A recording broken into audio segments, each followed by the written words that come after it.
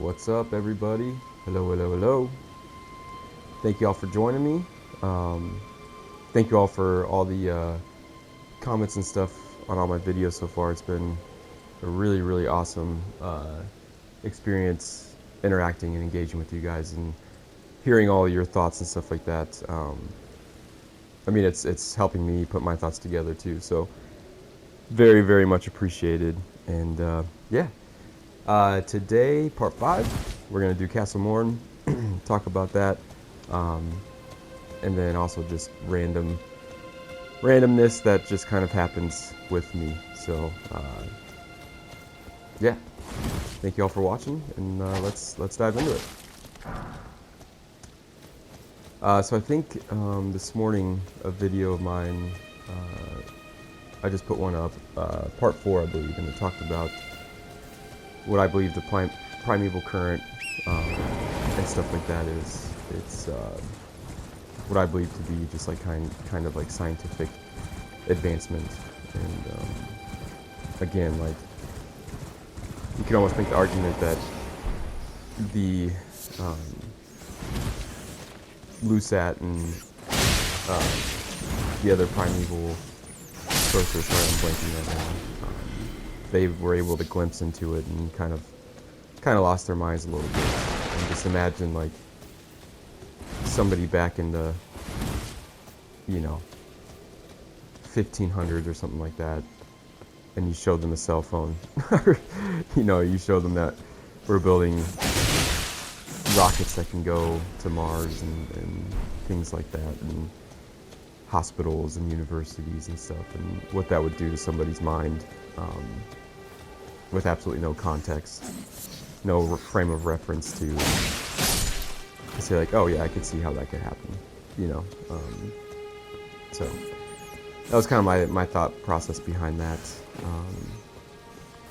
And we also talked about, the more psychological aspect of like what madness is. It's people that are kind of like, in a sense, kind of stuck in their own head. Not really in touch with reality, or at least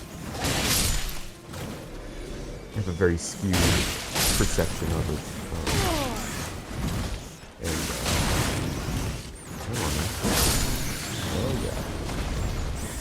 Oh no.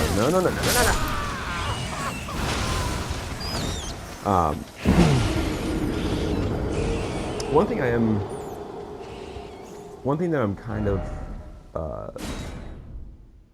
struggling with through my thoughts is because somebody, I apologize, I forget who it was in the comments, and I'm not so sure it was in the comments of one of my Inner World playthroughs. It might have been just a comment on my my lore video, and he made the connection of the subconscious being the Badlands, which like I feel like is a brilliant connection to make, and there is a difference between subconscious and unconscious. Although it seems like from more of a, I don't know how I want to say this, more of like therapeutic sense, they're kind of the same, but it seems like they are slightly different in their actual definition of what they are. So the way that I am understanding it is that subconscious is something that has not been completely lost to us. Something that we kind of store for a later use. It's a little bit hard to explain. Like if you were just explaining one, it wouldn't be so hard, but to explain subconscious and unconscious is slightly difficult because they are so similar. but so the subconscious, like I said, is still this part of our psyche that is kind of in between the consciousness and unconsciousness. So the unconsciousness is something that we repress totally. Like we don't even know that it's part of us until it kind of like explodes out of us. And then the subconscious is we're aware that it's there, but we don't really integrate it into our everyday lives. It's something that we just kind of use and bring out when we need it, which is like it's so beautiful, because if the Badlands are that kind of ambiguous, amorphous thing of the subconscious, that is where Horaloo, Godfrey, and kind of like the Tarnished go. It's this place that, and America basically says this. I mean, she kind of just straight up says this, like, hey, you guys have done great. I don't really need you, but I'll bring you back another time. And that's exactly what the subconscious, the definition of the subconscious is. It's like things that you don't need right now, and then things like when you need it, you'll bring it back into your lexicon of use, basically. So, yeah, that's like, I absolutely love that. And I forget who it is, but I will give him a shout out in the comments on this video, because it was a really, really good observation to make. And that's just been one of many. I mean, you guys have been really fun to engage with and to bounce ideas off of and to further develop this lore that we are together really making. I kind of have the privilege that it's getting funneled through me, but I mean, you know, my thoughts and ideas are just as valid as each and every one of yours. So keep them coming. I absolutely love it, and it's only helping not only this playthrough, but the entirety of the lore of the game. And it's becoming more and more clear that this game is very, very much it's America's inner world. And like I said what I was trying to explain before I got into the subconscious is I'm having, so if you go and watch my my lore video, I explained very briefly that there is a personal conscious and unconscious, and then there's kind of a collective. And I'm beginning to think that the collective unconscious is where we go when we go underground. So it's like the Eternal Cities, the things that happened before the Erdtree.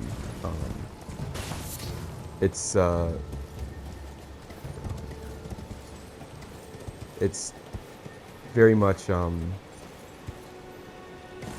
like how we got to, oh god. It's like how we got to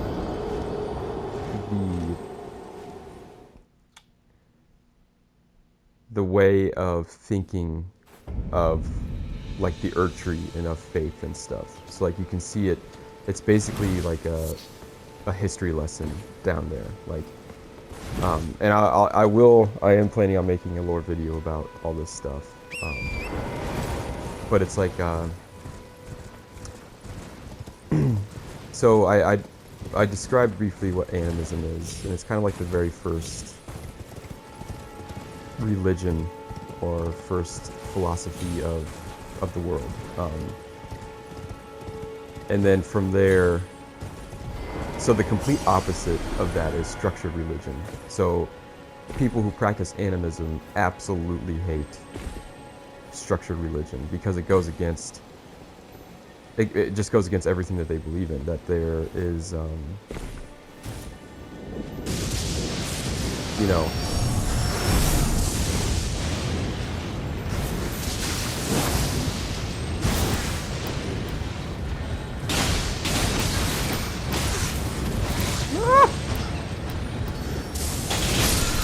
dude. Gotta go. Gotta go. Volker Bloom. Jeff Goldblum.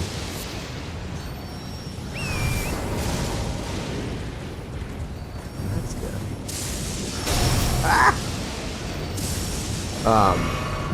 Sorry. This game is too difficult to, like, have deep conversations at the same time. I don't even know what the frick am I supposed to do.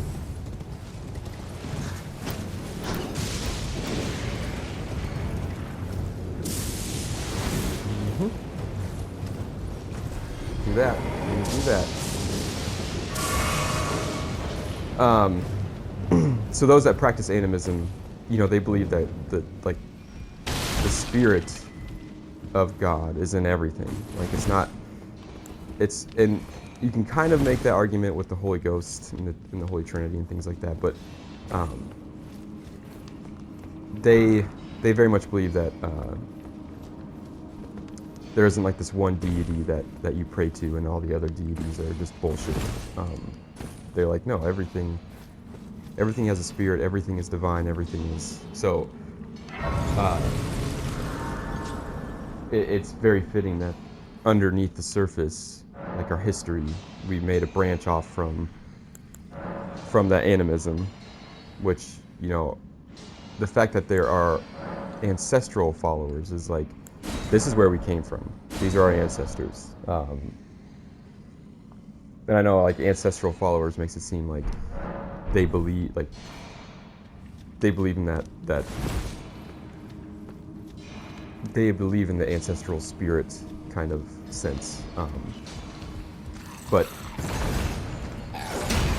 I believe that that's where we all came from, and that's why it's kind of hidden down there in the collective unconscious. It's just kind of a tour of history, if you will, through the collective decisions that we made and how we got to where we got to. So there was a split from animism, and then there was a split from science, basically, with the Enochs and the eternal cities, and then so on and so forth. So and that's kind of how we got to America, and her essentially being like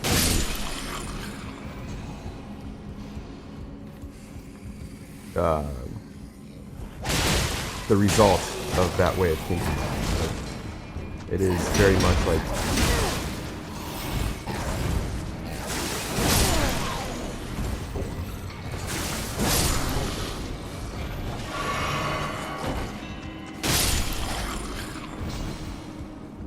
she's very much the culmination of all of these various splits that have taken off in the collective consciousness, and then she also made her own splits in her personal decisions that affected the current order of the world.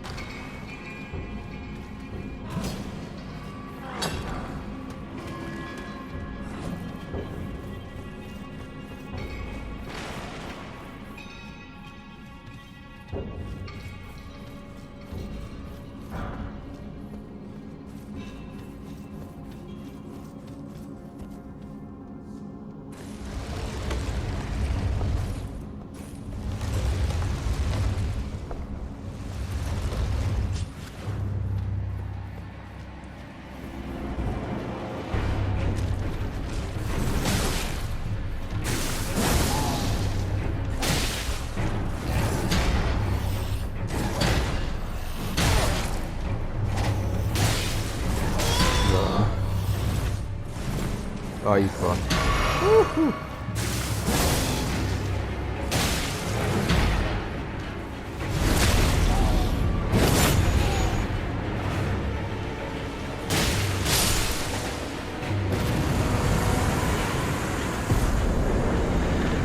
Rusted anchor.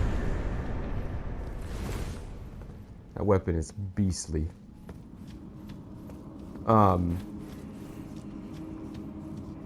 I also had kind of another thought on what Imperiums could be and why they like have a shadow and all this kind of stuff. Is like, if you think about it in the political context, and think about, at least here in the U.S., what it takes to become elected as president, and the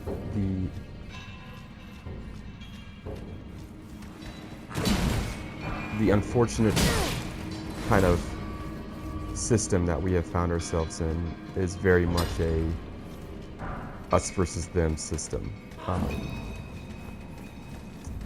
You can't really have a world of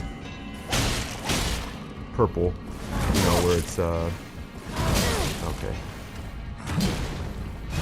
where it's somebody who is equally red and blue,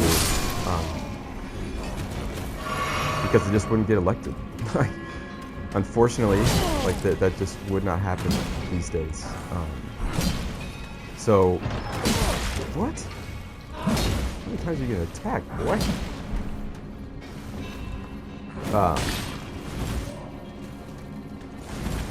So like they very much have to align with one thing or another to get elected, to be a god, if you will. Because really, like the president of the United States is like about as close to a god as you can get. Just the sheer power and pull that they have with their words and with their thoughts and with their policies and things like that. It's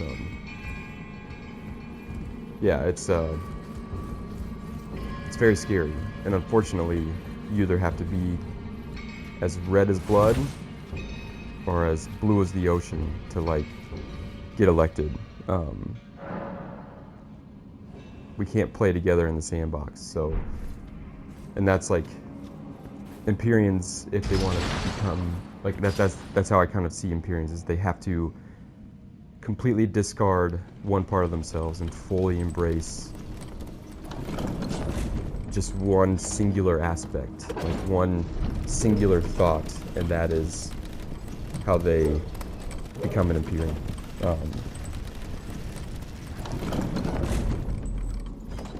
Which would make sense that all Imperiums have shadows, because that shadow would and then hold within themselves the part that they cast away in order to become that very singular-minded, one-track person.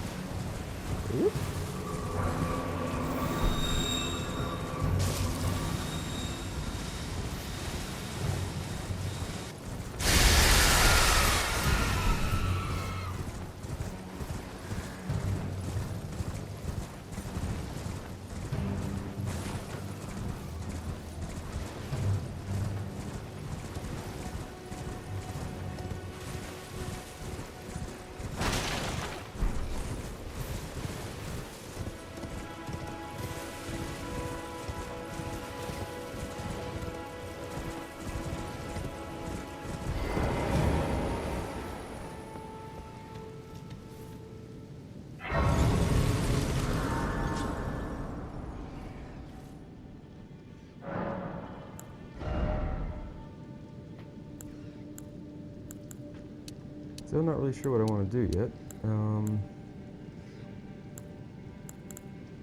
So I'm just gonna keep pumping vigor until one of y'all tell me what to do.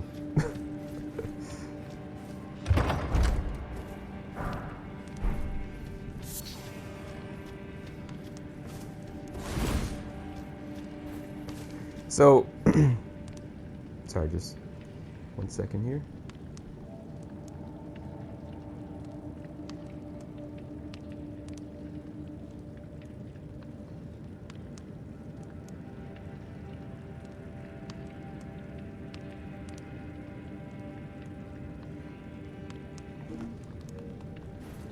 Sorry about that. So if we make the assumption, which I think makes a hell of a lot of sense, that the things more underground, at least in like a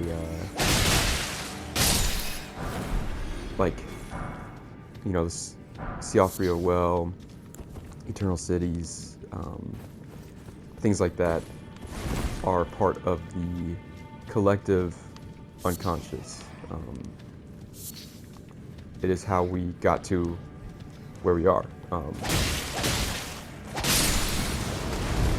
Then it would make sense that these shallower caves, catacombs, things like that would represent America's personal unconscious. Which would make the things held within these incredibly important to the story of America. Just like the Eternal Cities and things like that are incredibly important to understanding how we got to the Erdtree, how we got to kind of like this dogmatic faith, golden order type of situation, these very strict ideologies. So yeah, I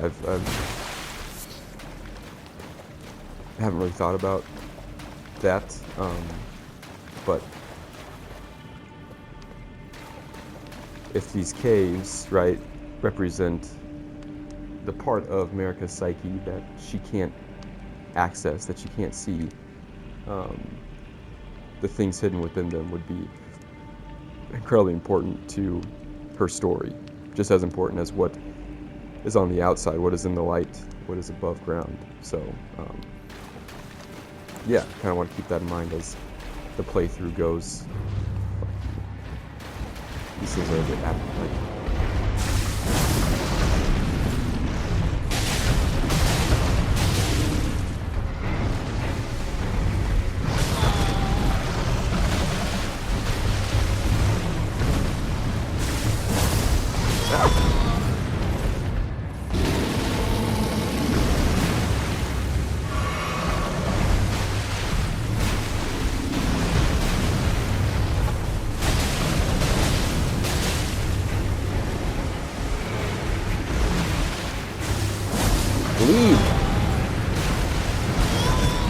Leave, please.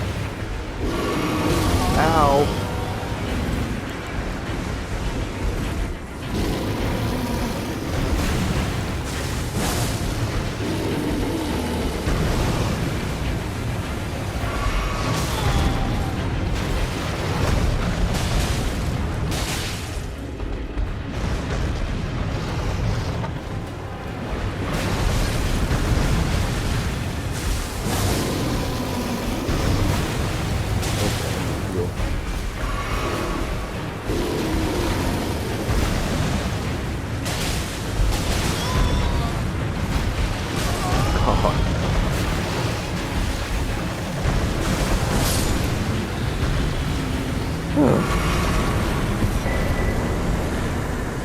Spelldrake Talisman. Smoldering Butterfly. Trina's Lily. So, Spelldrake Talisman, Ancient Blue Dragon. The ancient dragons who ruled in the prehistoric era before the Erdtree would protect their lord as a wall of living rock. And so it is that the shape of the dragon has become symbolic of all manners of protection.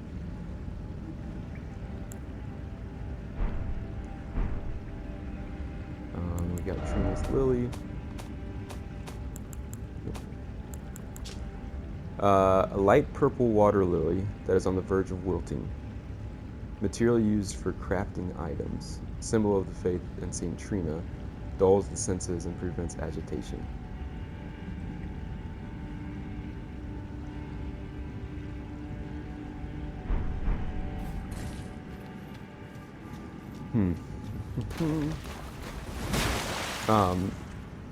Somebody else commented that so dreams are a very important part of psychoanalytics. Like, a psychologist will say that a person's dreams are maybe the most important thing when trying to understand a person's unconscious. So things that we see in our dreams are unconscious coming to the light, and that dreams are a way to communicate, if you will, with the unconscious.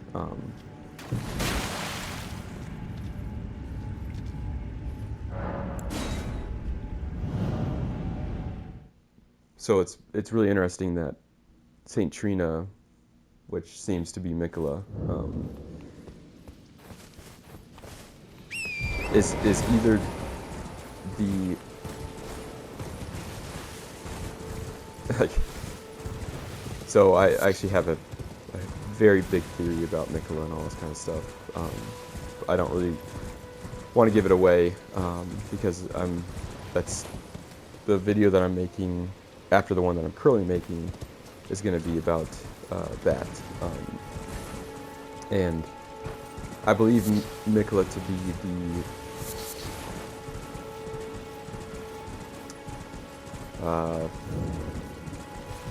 almost like the therapist or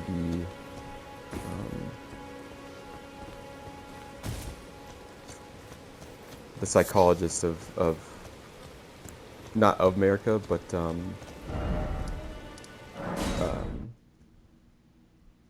that portion of her psyche that is trying to make things whole, to make things pure again, to rid America of all this like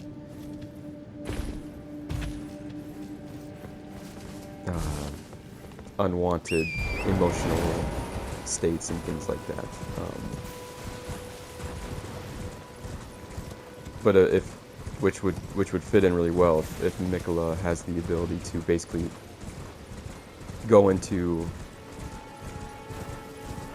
people's dreams to understand their unconsciousness, and then to better help move the process of individuation along. It's like it fits in really well.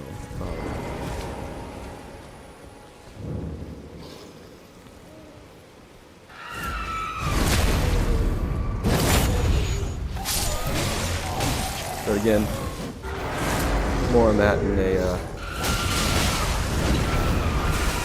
later video.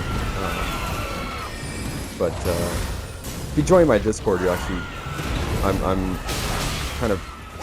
I'm working with somebody on there to kind of get my thoughts together for that, because it's like all the pieces are there. You know, the breadcrumbs are taking me to a certain spot.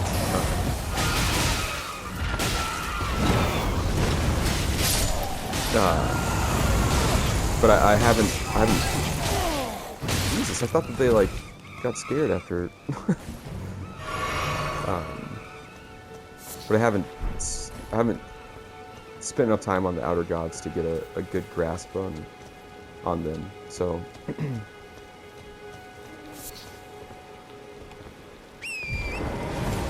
And like I said, if you join the Discord, you'll get a glimpse into kind of what I'm talking about. But yeah, leave it at that for now.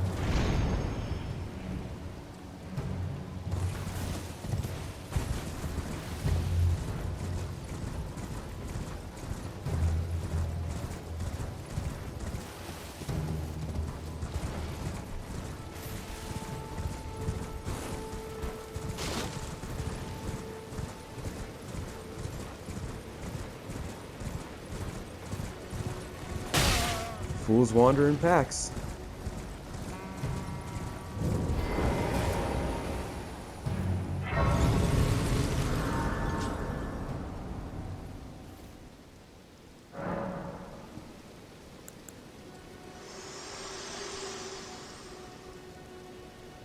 Spoken echoes of Queen Marika linger here as well.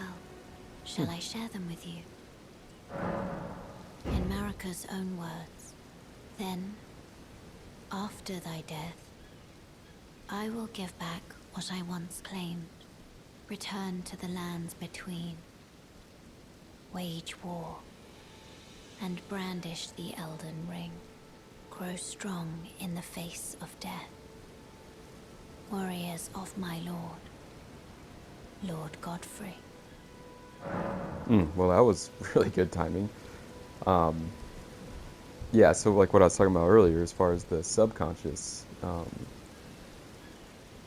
and the subconscious equaling the Badlands. Yeah, I mean, like it's almost like a no-brainer, and I'm really grateful that somebody made that comment, because that seems to definitely be the case. Like, seems like Marika knew that she was going to be going through some sort of internal war, and that she was going to need, these warriors, these hero archetypes, to help her through this. But while she was in power and things were going great, she didn't need them. So they just kind of tucked away into her subconscious, and then when she needs them, she brought them back into the light of her consciousness. It's really, really, really fitting that, one, this place is called the Church of Pilgrimage, and two, that these echoes are spoken here in this particular church. It's again, another video that I'm making. I have about 10 Word documents going right now because it's just overflowing right now. But I don't even know if I want to get into it, honestly. I'll just say it has to do with the development of America's Animus. And I'll kind of leave it at that. I'm not trying to like, make like a cliffhanger, clickbaity type of like, tune in next time. But I'm struggling with the process of explaining my ideas, and the process of making videos, because I don't want to just blurt them out here, and then make a video about it at the same time and kind of like double up on my thoughts here. But fuck it. I mean, this is what this whole playthrough is about, is like understanding my thought process and why I make the videos that I make. So just like the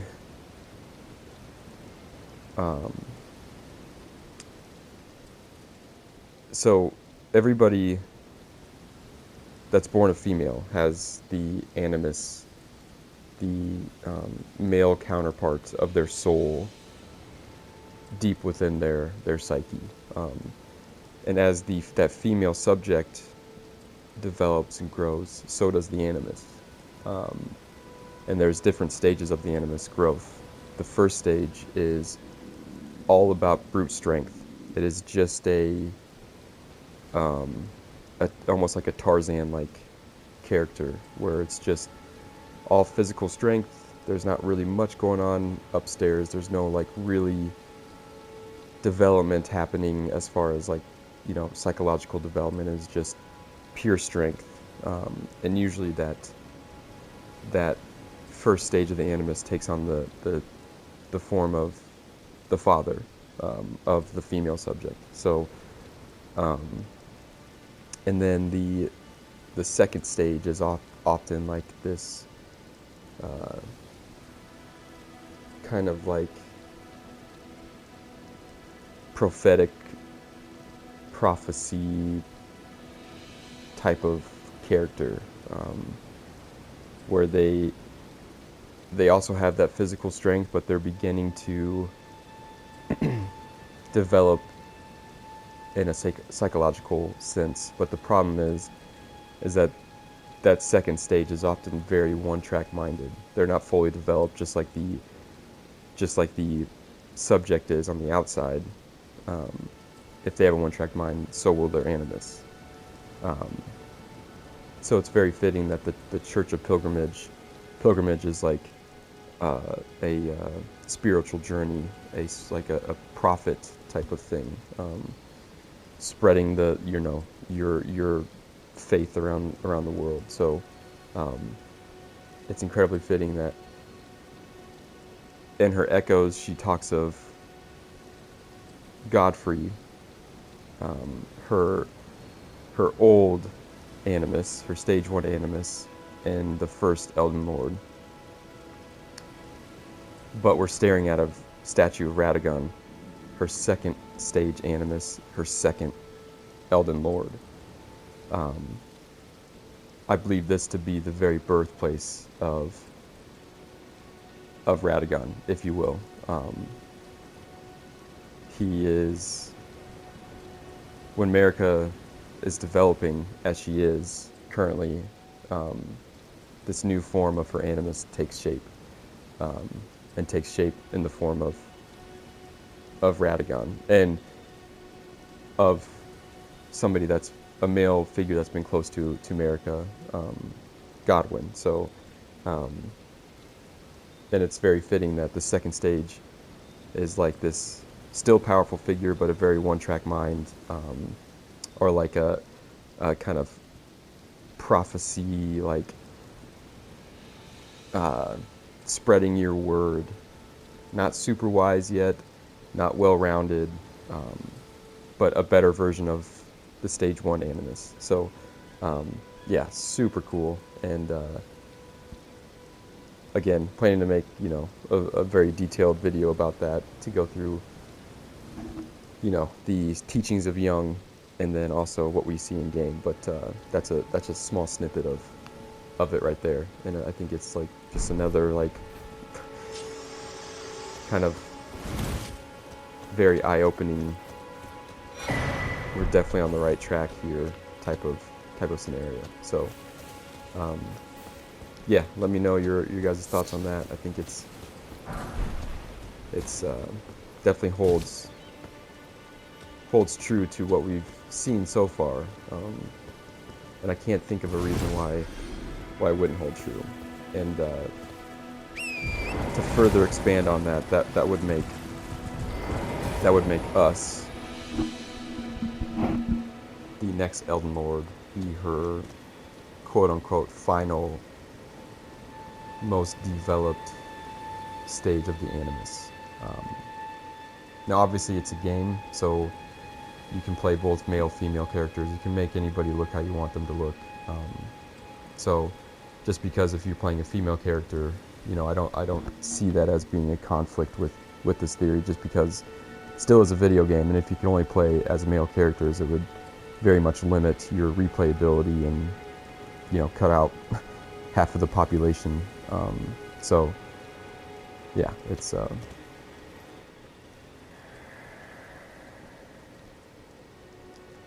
mausoleum prowls, cradling the soulless demigod. O Marika, Queen Eternal, is he your unwanted child?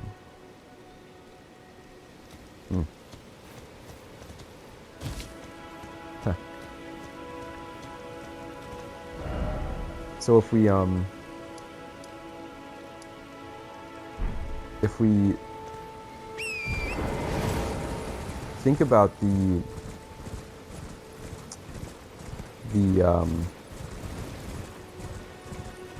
birth and rebirth of the Erd Tree, the process that goes through, as far as being basically decomposing and then reabsorbed by the Erd Tree, and brought back into the light of consciousness after a certain amount of time. the walking mausoleums, they never are able to decompose. They never get into the ground or into the catacombs to kind of make that journey.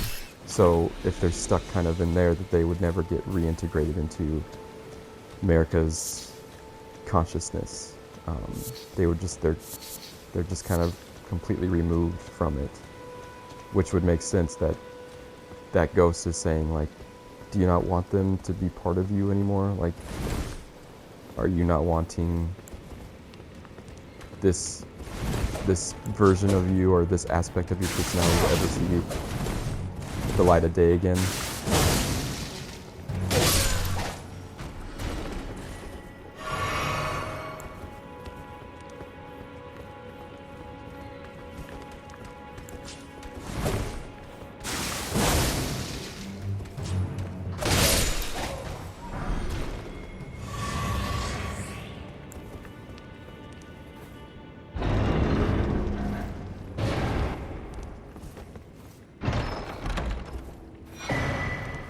Winged Scythe. It's a pretty awesome weapon.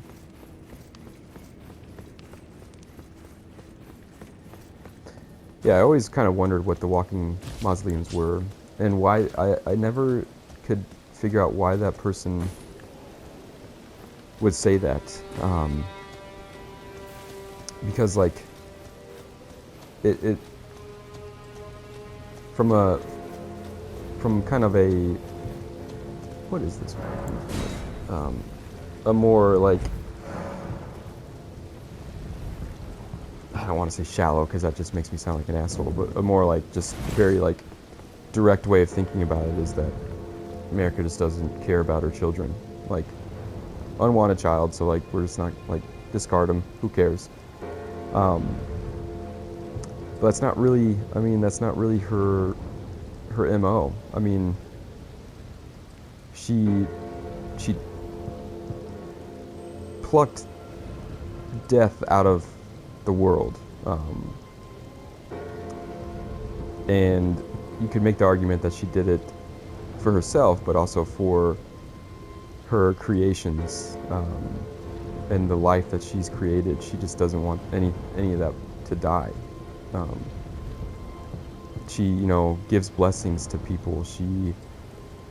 And she does it personally, and all that. Like, there's nothing about her that's been like this malevolent deity. It's all been kind of like, I shouldn't say all, but it seems to be mostly pointed in a direction of life and doing whatever you can to keep that life going. So for her to just cast away one of her children, and say it's unwanted, is like, it doesn't quite go into her motive. Although, I mean, she kind of did that with Morgott and Moe. So who knows? I mean, this could be, but she, like, didn't put him in a mausoleum either. I mean, so yeah, who knows? I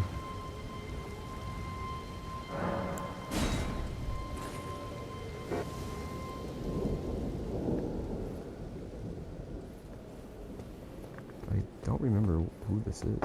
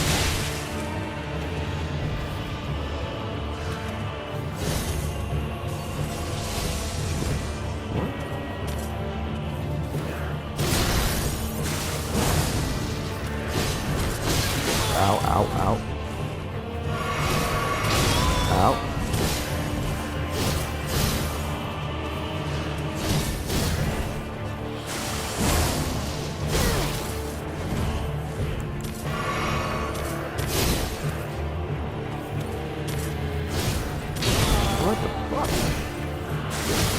No! Oh, you bitch. Every fucking time.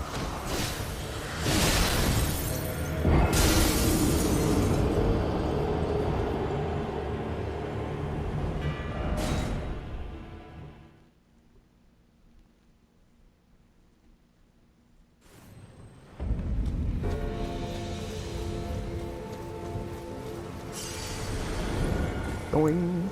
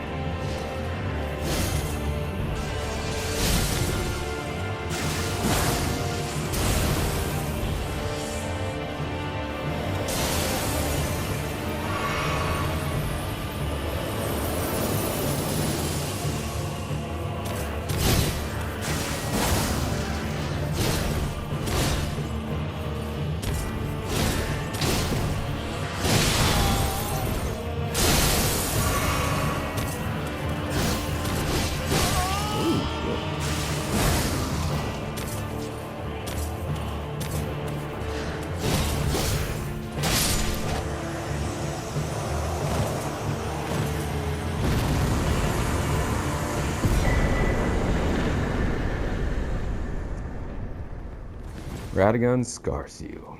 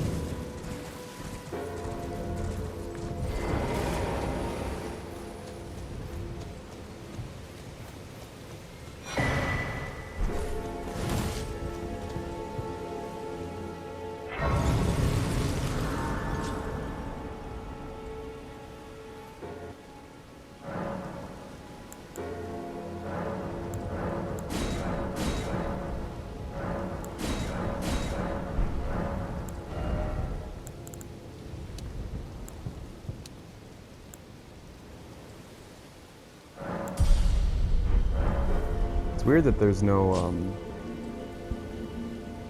spoken echoes here.